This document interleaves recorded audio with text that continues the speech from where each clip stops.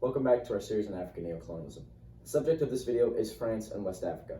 The relationship between France and West Africa epitomizes neocolonialism. France colonized the majority of Western Africa during the scramble for Africa, and after decades of harsh exploitation, the people of Africa began demanding independence. The French had both an uprising in Madagascar and a war for independence in Algeria that resulted in the loss of French colonies. France's military was already weakened following the Second World War, and they couldn't handle all of their colonies now revolting against them. France would not give up the resources they seek to exploit so easily. Instead, France created cooperation agreements with their colonies, which would give them their independence. Of course, there was a catch.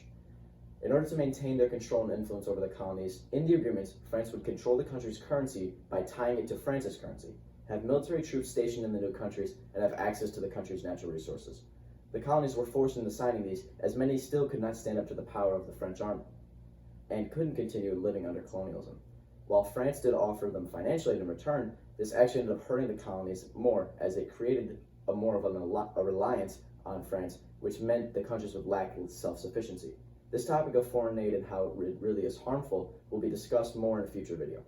Many of the countries were unaware of what would really happen when they accepted these cooperation agreements.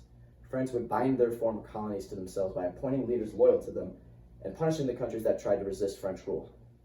The reason both of these are bad is that when France appoints leaders loyal to them, it instills a copious amount of corruption, as the financial aid that the country receives from France is pocketed by the leaders France appoints and is never in the hands of the suffering people.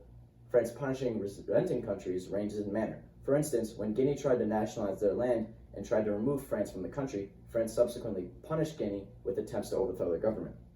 Another thing to note is that France has had a fair share of involvement in the assassinations of African leaders who have expressed ideals of anti-French rule, most notably Thomas Sankara.